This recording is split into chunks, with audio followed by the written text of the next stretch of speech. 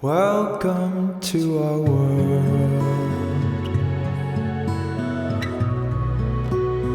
Won't you come on in? Waiting just for you.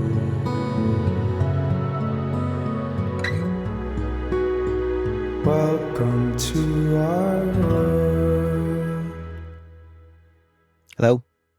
Is this thing on? I want you to say what you just said. I don't remember what I just said. That was like 5 seconds ago. Oh my God. Oh, I think, yes, we should. I'm going to send these to the Smithsonian Institute to save time for later. Not as good. It was better. It was so much better the first time. So much because you want to save it for posterity. Yes. Yep. As Benjamin Franklin would. Yes. When he's being preserved. Yeah, I see myself as modern day Benjamin Franklin. I do not at all. Yep. Okay, Yep. So I hope they put me on like a $500 bill. That would be awesome. Is there a $500 bill? I think there is. Yeah, I know that there is. I'm too poor to know about that. I know there is.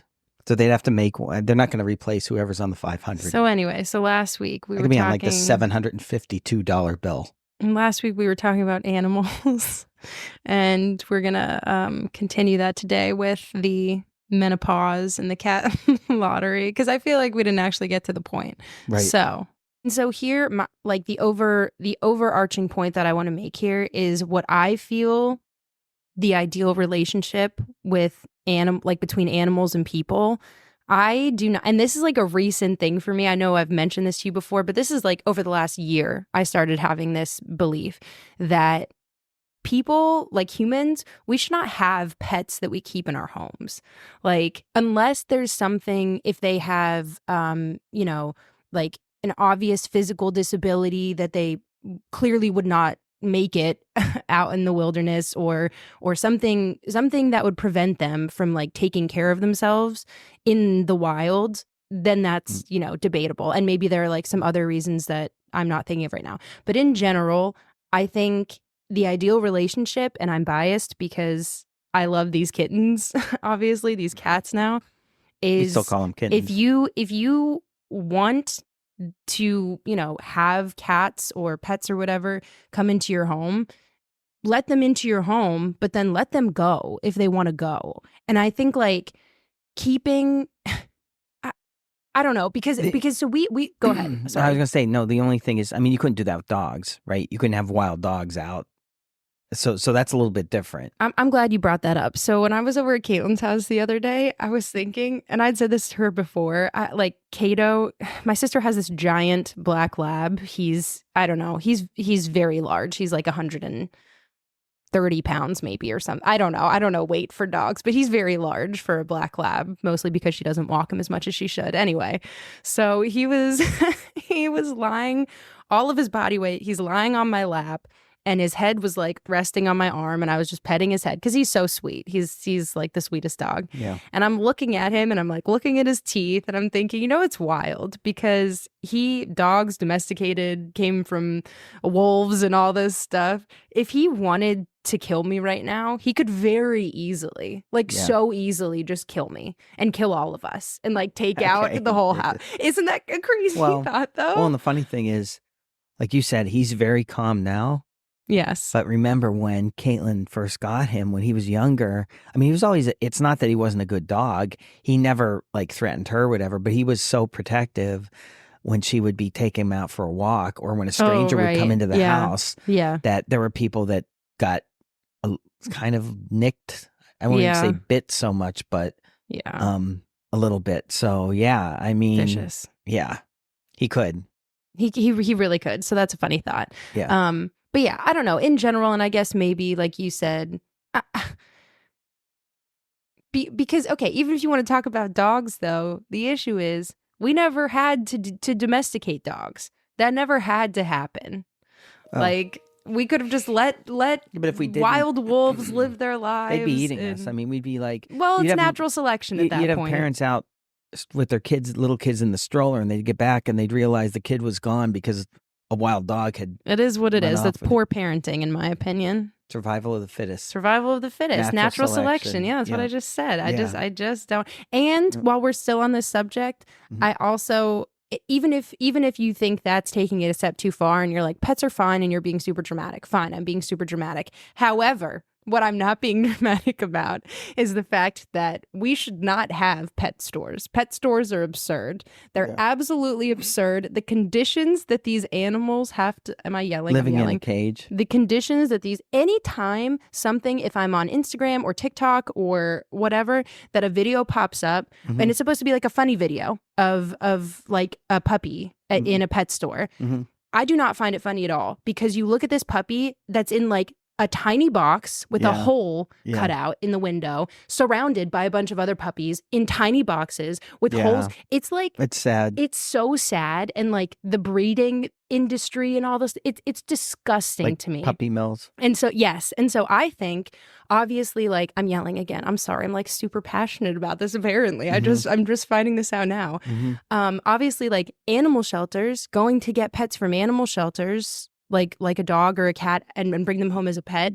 I think that's fine. I don't think there's anything wrong with that, because those pets though were brought, or those animals were brought to those shelters because they were found, a lot of times they were found injured, or you know, whatever else the case may be, or they were abused or something, right?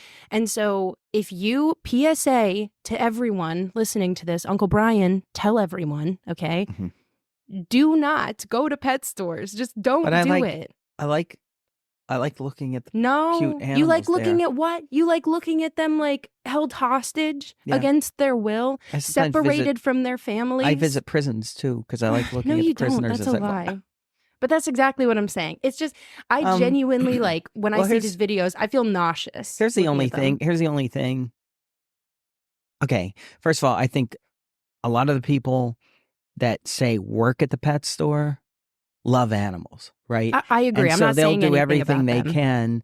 You know, like some pet stores will have, you know, they'll take them out and they'll have little like play areas, almost like a playpen type thing, or bigger areas and stuff like that. So I think in general what you're saying is right. Like the whole concept of an industry built around, you know, selling animals is literally creating, like pets. breeding. You're creating animals to be sold. Like I just can't. But there are breeders in general that do that. I mean, you know, a lot of them are, you know, where they'll breed like, I almost said thoroughbreds, but like thoroughbreds. Yeah, well, there are that too. But no, where they'll breed a specific, you know, type of dog, like species or whatever.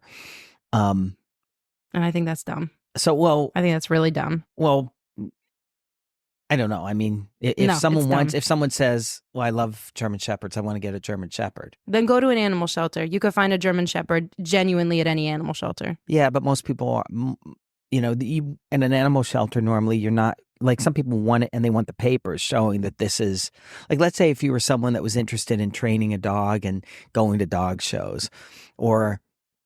And that's the issue. I don't necessarily. Why do we even have dog shows? I don't necessarily think. This is a great issue you've brought up. Well, it's because people like to watch dogs. I don't know, but maybe they should just have regular television shows with just dogs, rather than dog shows, like dog shows where dogs play the parts. It's just like where do you draw the line when you have pets solely for your own entertainment? Or your own enjoyment. Well, you're not actually, like, this is the perfect example. When we did everything with the kittens, it was because we did not want them to die in the hurricane. And then we got them their shots because we did not want them to die in the wild. We, at no point, like, forced, besides the shots and all that, forced anything on them. You know what I mean? Yeah. And the thing, well, it's just like, if you think about it. So we were doing it for them. If that's no different than if you have a child, right? Ooh. No child is going to say, oh yes, no. I'm, you know, 5 years old, whatever. I want to go for the shots that I have to get before I start kindergarten. Like no child is going to do that. Right. So same thing with pets. But the bottom line is, other than that, we don't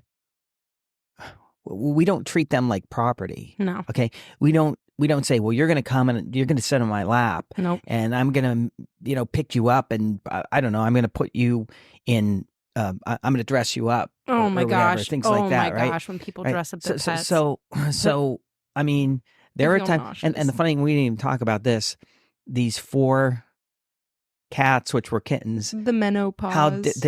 Which comes which from the we- men of the pause. Yeah, so it's yeah, like they're men. the menopause. And it was a joke because I said that I was going through menopause at the ripe old age of 29 one time. And anyway, and then it just it's a came whole to thing. me.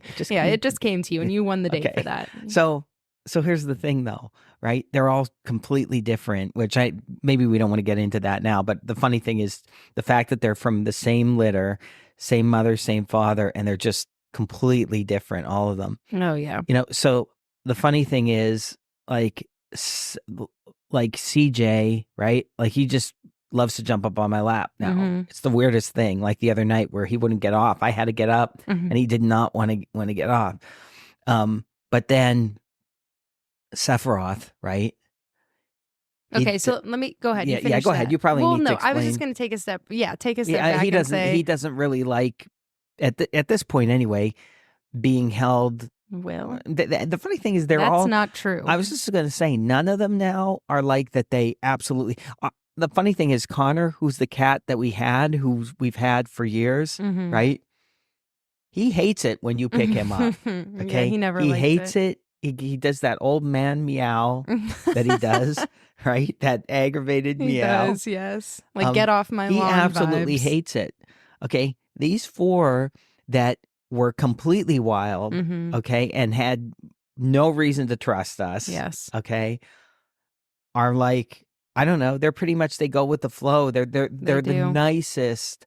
They're so chill. They the are little gentlemen. They're the best cats, and it's because we didn't force them to do anything. Yes, and so that's the whole point. Is which is like another good piece of advice here with animals, and I mean pets in general.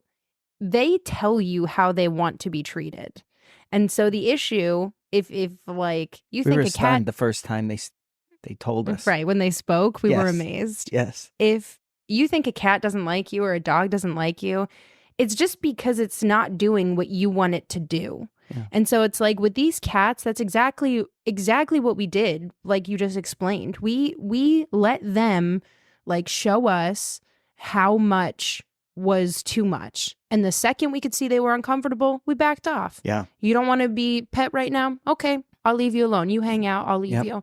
Like there's no need to be treating your pets or random animals or whatever like your little toy. Yeah, or like a doll or if you want a stuffed animal, get a stuffed animal. Buy a stuffed animal if that's all you want. Like it. Well, here's the thing. Even to the point of even when we were feeding them, right? And so you in particular, when you were putting food out, Mm-hmm. right? You would like. This was over months. This was not over a few days where you put food out and then next thing you know they were coming right up to you, right? No. They would be maybe an inch or two process. closer every day. Yeah. And it was and it's understandable. I mean, they had to get comfortable. They had to know that they could trust us, Mm-hmm. right? And so that's what we did. Yeah. Right? That's what I'm saying. It was completely on their terms. We didn't force them to do anything. No. Yeah. And that's how it should be. And here's the thing, it's much more fulfilling. Oh my gosh, right? yes. Knowing that they chose us. Yes. And that they continuously choose. Yeah. Well, then you can tell, I mean, as much as a pet can love someone, right? Are you tearing up right now? No. Oh. No.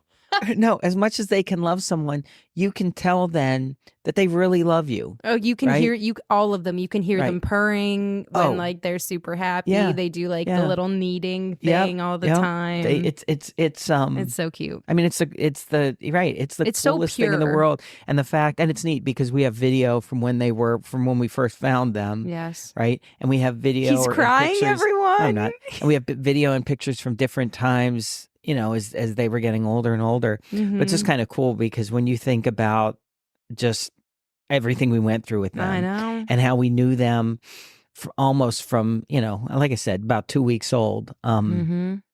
It's just wild, you know? Yep. So, and I mean, we'll never know if they would have been fine during the hurricane in the flower pot. Maybe they would have been fine and whatever. But I definitely would say that their quality of life is just so much higher Yep. than it would have been. And here's the thing, right? To this day, everything is still on their terms. Like, Yeah.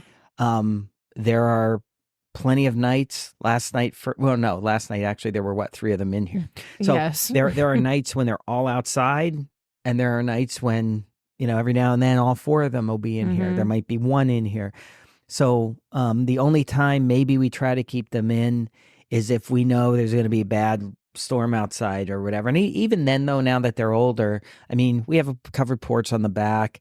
We have a couch out there that we have like a soft comforter on that they can lay on. We'll usually just leave that door open so that they have the option when it's raining if they want to come in, or if they have somewhere else, they can go there. They can do. I mean, if there were going to be like a hurricane again, we would get them in, and we would try to keep them in. Yeah.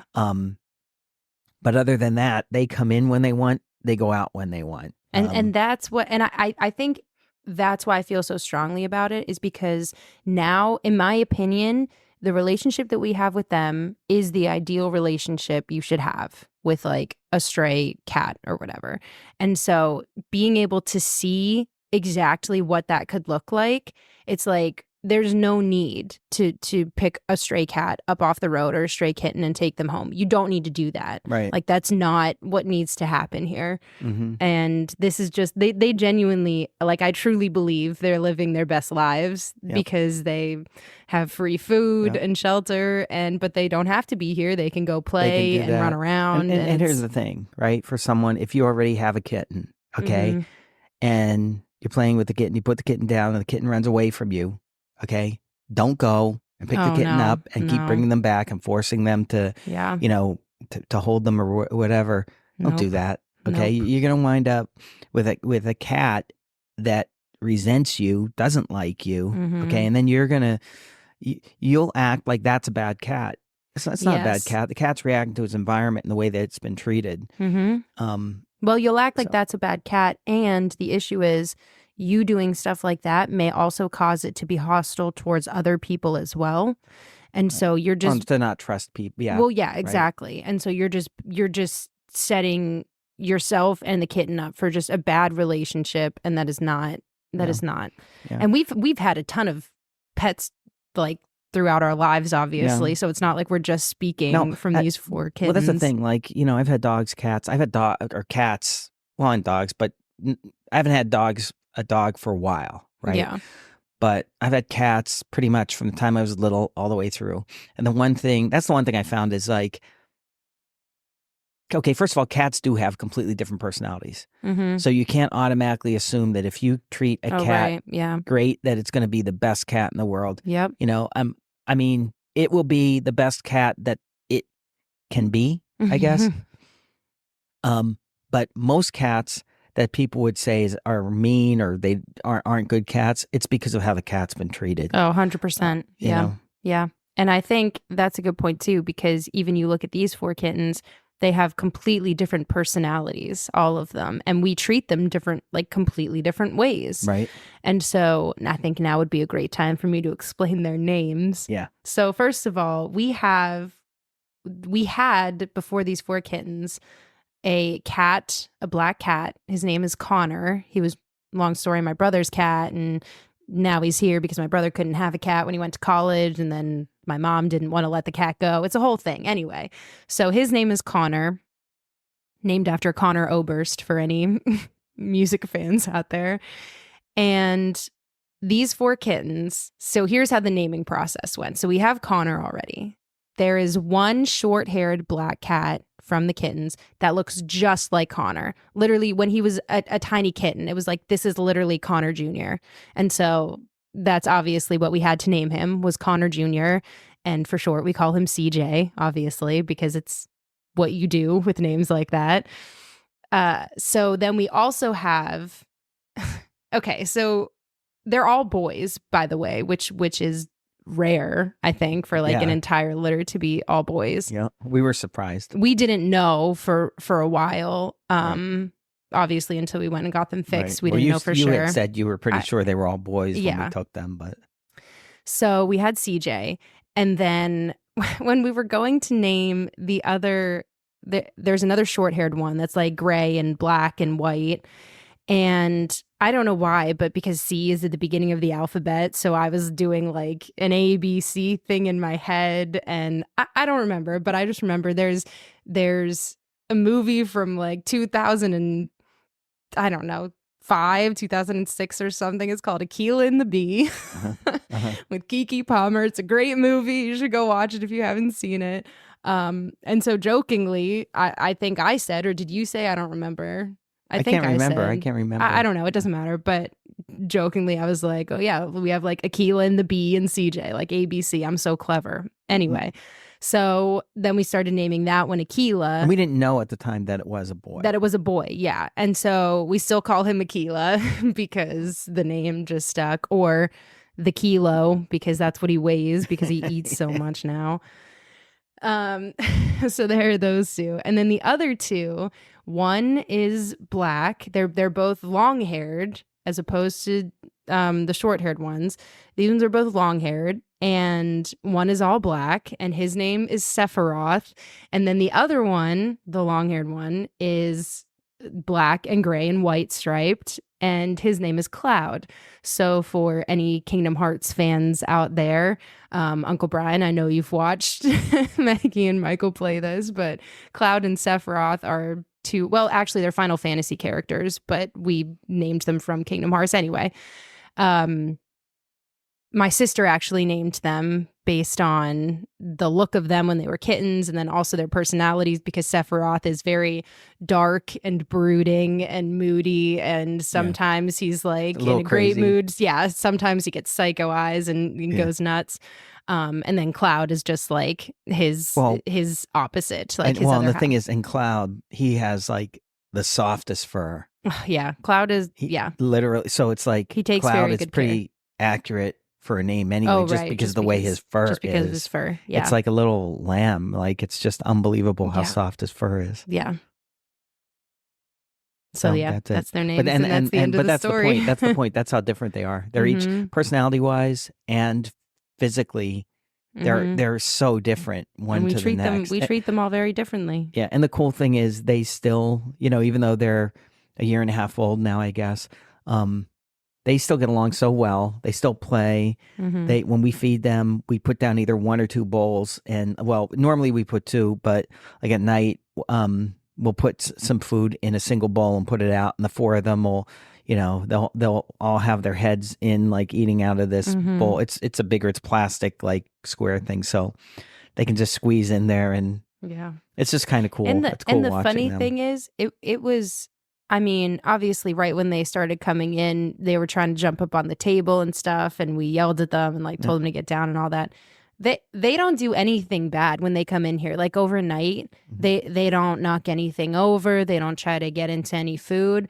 The only cat that we have a problem with at this point is Connor. Yeah. The cat that we've had for like, 10 years or something now. Yeah, he's the only one. He goes up on the counter at night. He sleeps on the dish mat. The dish mat, he tries to knock the food over. He's like a menace in his old age. Yep. Like a grumpy old man. The only thing when they were younger, right, and they started coming in, the only thing, we have a reclining sofa and love seat, and it's electric, and they started getting under there and chewing at the wires. What's that? Wait, what's that music? It's electric. Oh yeah, okay, it just hit me. Okay, you do the electric slide too if you want. You can dance to that if you feel the need while we're talking. I'm hungry. But yeah, they started biting at the wires, so I got covers for the wires, and the funny thing is they really don't bother them now. No, I'll leave them on there anyway just to be safe. But that's the only. Oh, and they did bite through the one, so I had to. They didn't obviously get hurt or anything, but and sometimes they'll try to bite wires and stuff, but they're in general they're that's the thing. They're good. They don't. Yeah, they really don't cause a lot of problems. You would never have known that they were like completely feral, that they were born in the wild and raised by wolves. Yes. Well, they weren't raised by wolves. See what you did there. Yeah. So the moral of the story is treat your pets how they want to be treated, not how you want to treat them. And the way you would want to be treated. I mean, you wouldn't want someone just forcing you to do things you didn't want to do. No. Awful. Oh, so, I hate thinking about stuff like that. Like people that just like, anyway, all right. Yep. Are you hungry? I think it's No? The one thing, Wow, no, I was just darn going to it. say, I'm and so this hungry. is, I know we can eat. This is a quick thing though. If if anyone does have like this Pet Alliance, right? Like Oh, yeah. something like that nearby, they don't charge to do this, right? To get the shots. And now if it was your pet, yeah, they're going to charge. These were not our goal with this was not, well, we'll have 4 cats and we won't have to pay for shots or anything. So we still made a donation to Pet Alliance Yeah. after they did this, because obviously there are still costs involved. There are people that donate their time as well, but there are a lot of costs involved. So what I would say is, if you have whether either this Pet Alliance in Orlando or Mhm. wherever you live, look into that and make a donation if you can. Yeah, I think that's good to point out too, because when we were trying to figure out what to do with all this, we were calling vet offices first to try to because we thought that was the right channel to go through.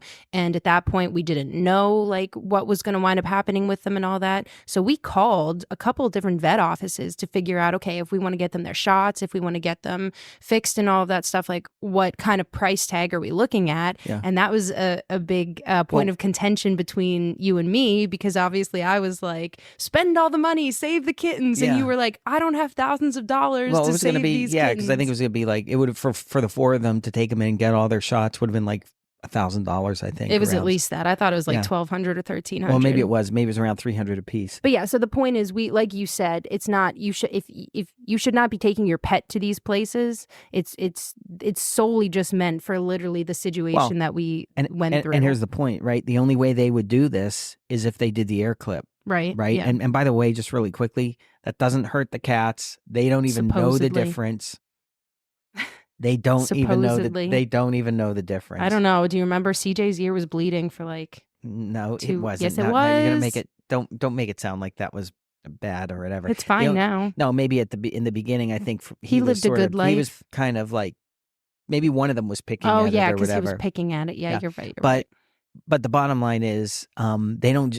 That's the point. You're not going to take, most people at least would not take their own pet in and have their ear clipped just so they could get free shots and everything. Yes. Make although a I guess the donation. alternative to not getting shots, that would be better maybe in some cases. But anyway. Yeah. So if you go to these places, make a donation.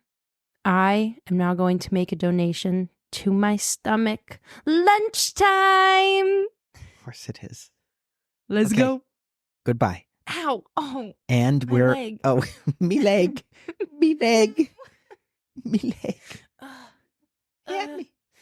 Lunchtime. And we're live again. Back from commercial. Back to you, Jim.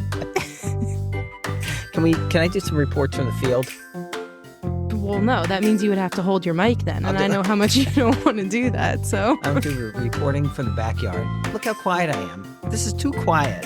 Which volume control is me? Maybe, okay. Have to. That's why they have separate controls. Maybe it's you. Maybe you're the problem. Have you ever Okay, maybe I'm not talking loud enough. Are you saying I should do that all the time? Obviously not. Hello?